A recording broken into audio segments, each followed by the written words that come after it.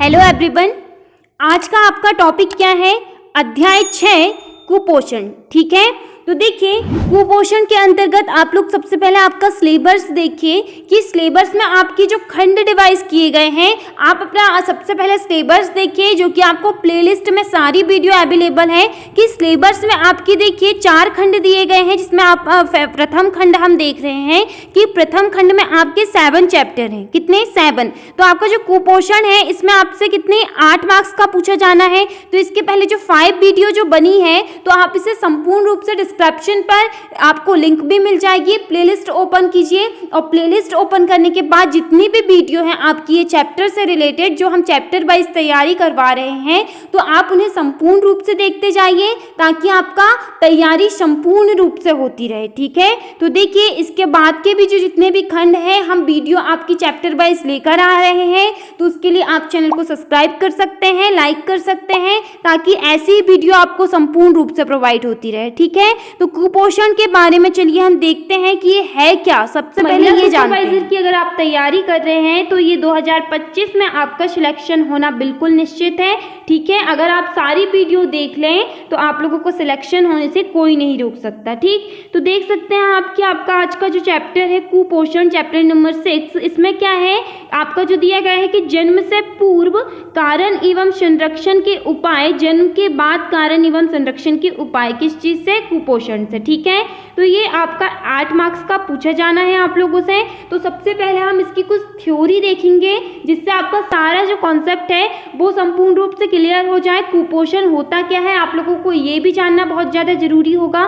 तो इसके पहले अगर आपने चैनल को सब्सक्राइब नहीं किया है तो आप चैनल को सब्सक्राइब कर सकते हैं, लाइक कर सकते हैं, ताकि ऐसी वीडियो आपको संपूर्ण रूप से प्रोवाइड होती रहे। ठीक है, तो देखिए आप लोग क्या कर सकते हैं कि अपनी जो तैयारी है उसे आप जैसे एमसीक्यू के रूप में अगर आप क्लासेस लगाते हैं तो आप लोग क्या किया कीजिए कि आप लोगों को अपने कमेंट्स में आंसर देना है। उससे क्या होगा कि कमेंट्स में आंसर देने से आप लोगों की जो प्रिपरेशन है आपको ये समझ में आएगा कि हम कितना ज़्यादा सही दे रहे हैं और कितना ज़्यादा गलत दे रहे हैं आंसर।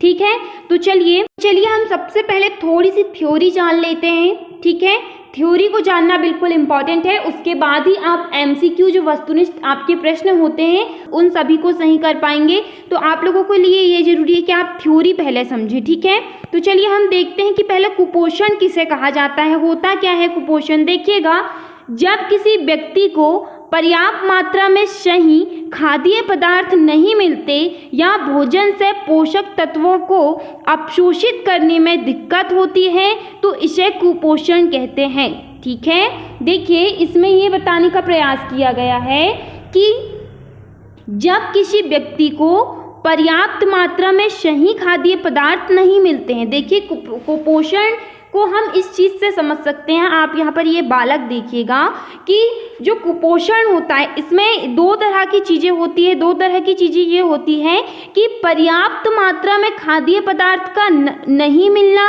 या पर्याप्त मात्रा से ज़्यादा खाद्य पदार्थ का मिलना। आप सही शब्दों में ये समझिए कि अधिक से ज़्यादा खाद्य पदार्थ या पर्याप्त मात्रा में ना मिलना।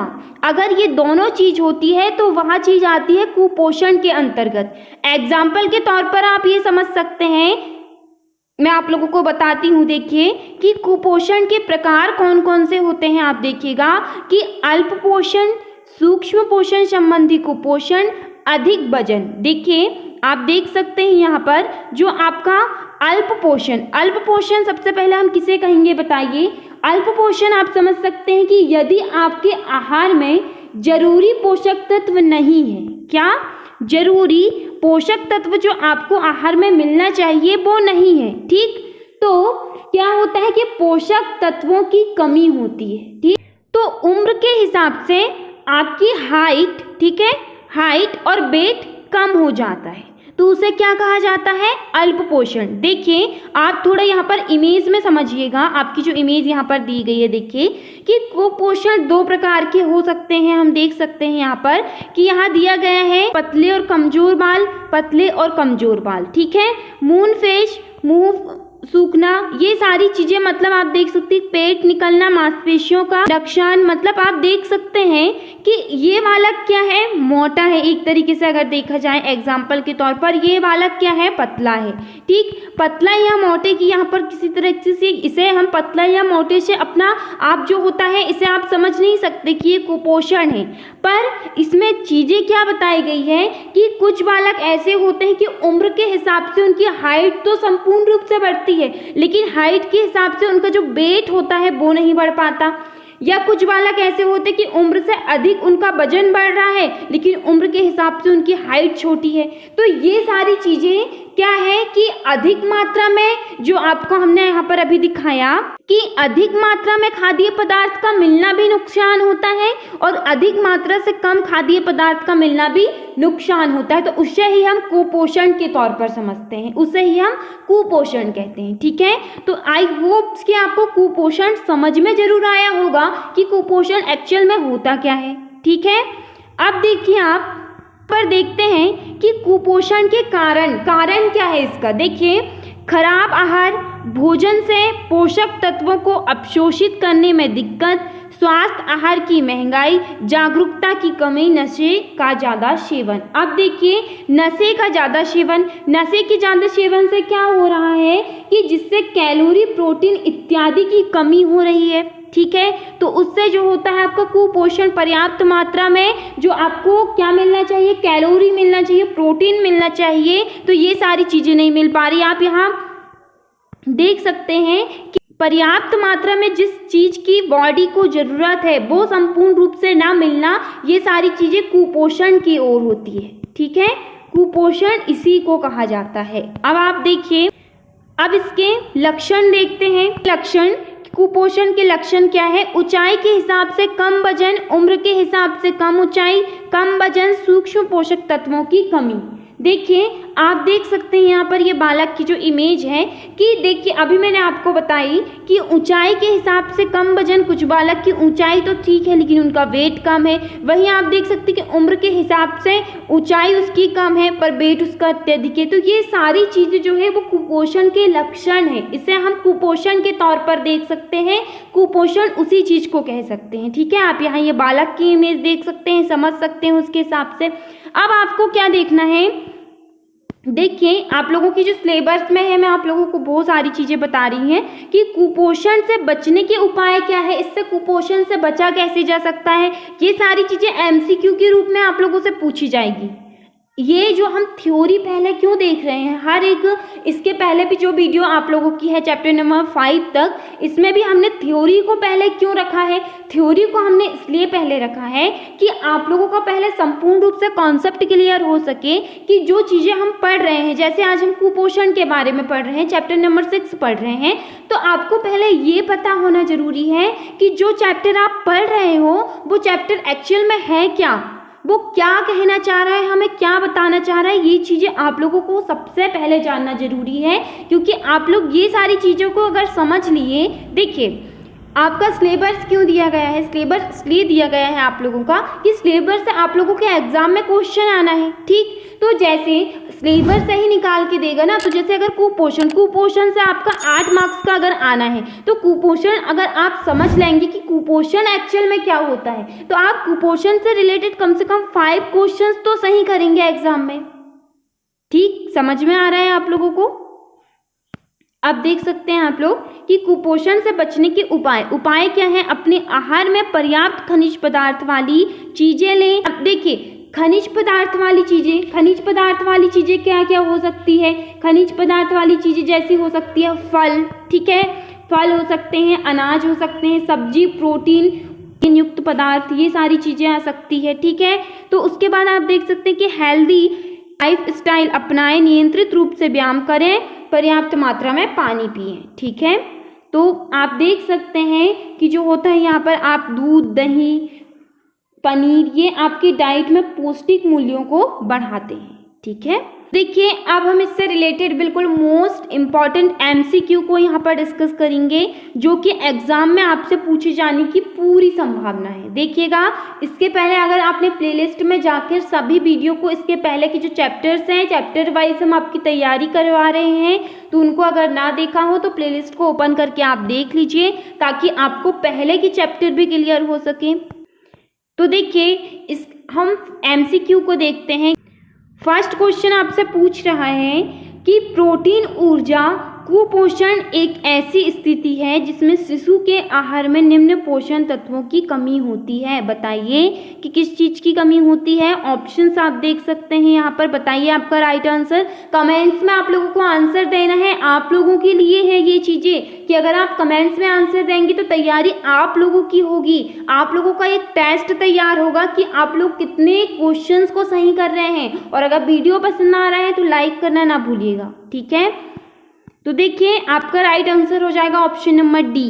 ऑप्शन नंबर बी और सी दोनों ठीक है, कुल कैलोरी और प्रोटीन। ठीक, नेक्स्ट क्वेश्चन है आपके सामने। नेक्स्ट है आपके सामने कि शरीर में प्रोटीन और ऊर्जा की उपलब्धता और अपर्याप्त अवशोषण को क्या कहा जाता है। बताइए, इंपॉर्टेंट क्वेश्चंस है, ऐसे क्वेश्चंस बिल्कुल आना है।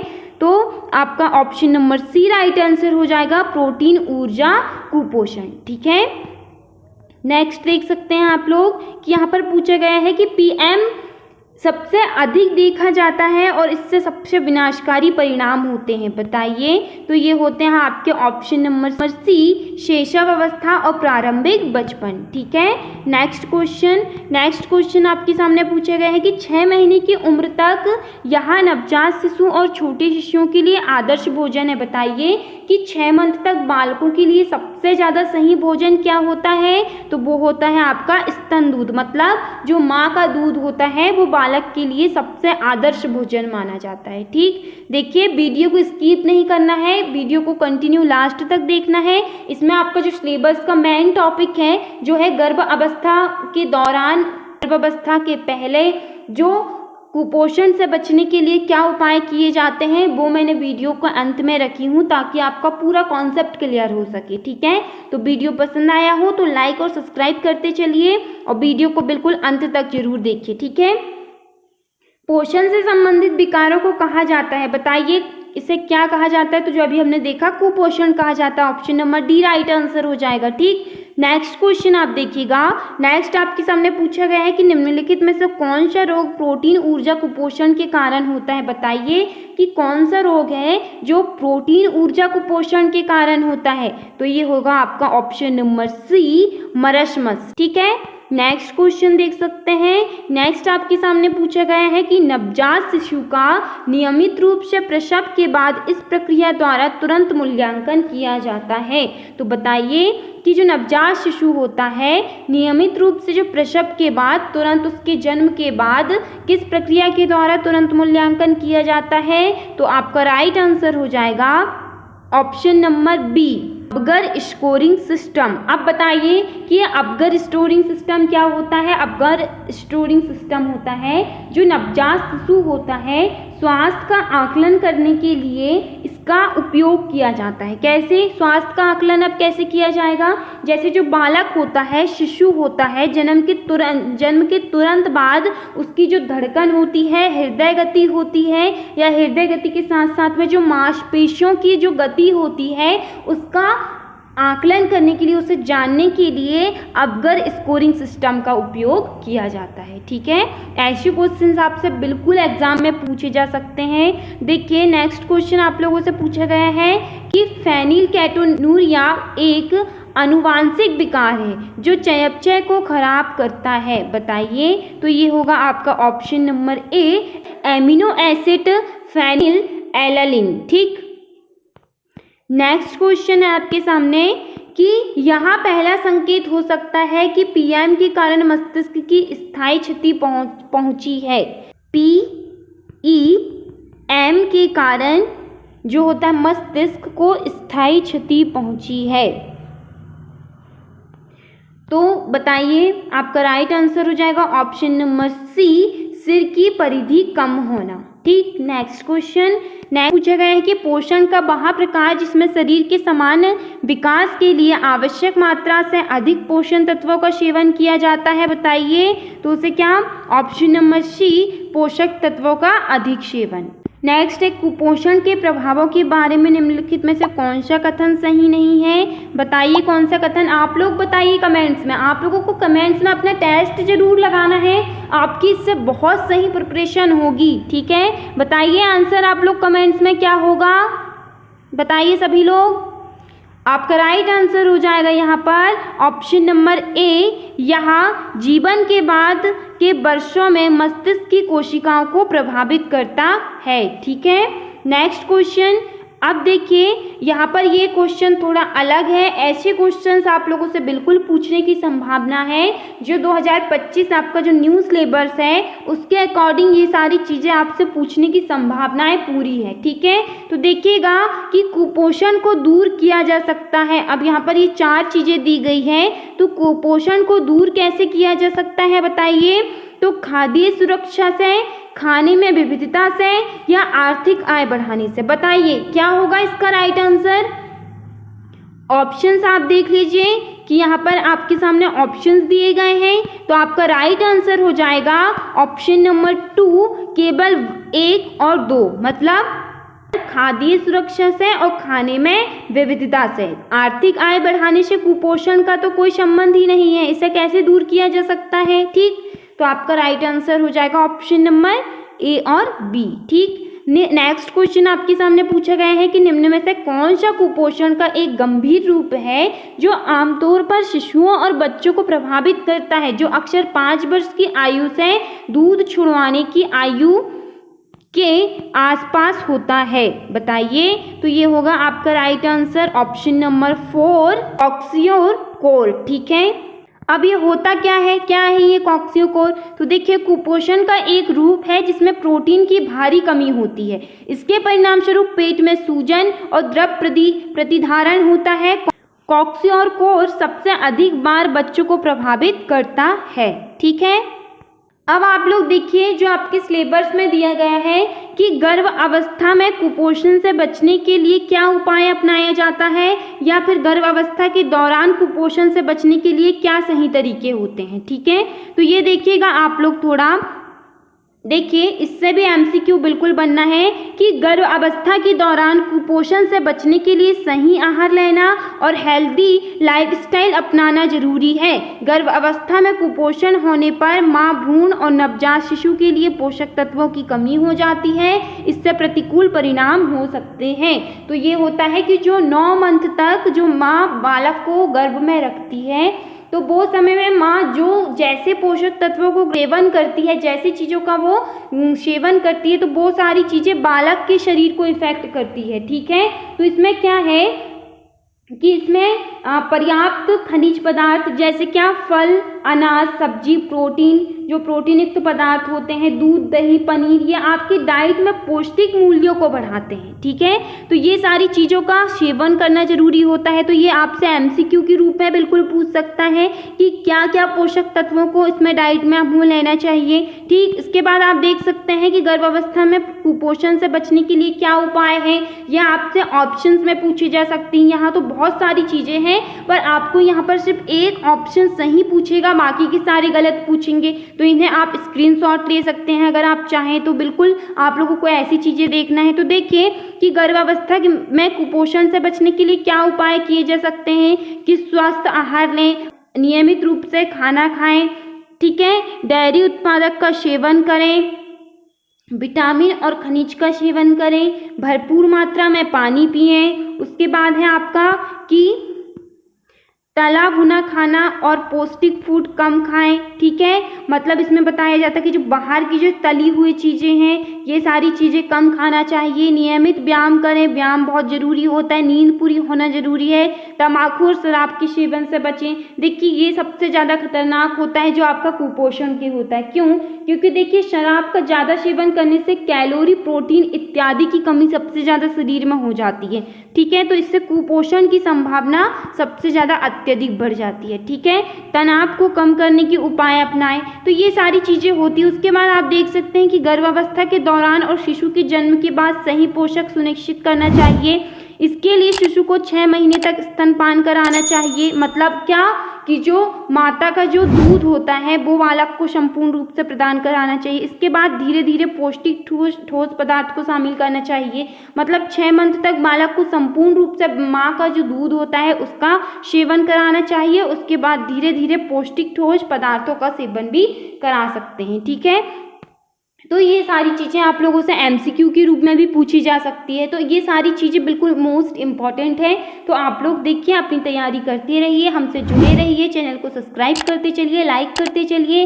तो इस सारी चीज़ों से आपका जो है तैयारी बहुत सही तरीके से होगी। और आप प्लेलिस्ट पर जाकर सारी वीडियो, जितना भी आपका सिलेबस है, सिलेबस के अकॉर्डिंग सारी वीडियो आपको मिल जाएगी। तो आप उसके हिसाब से अपनी तैयारी करिए और चैनल को सब्सक्राइब कीजिए, लाइक कीजिए। Thank you.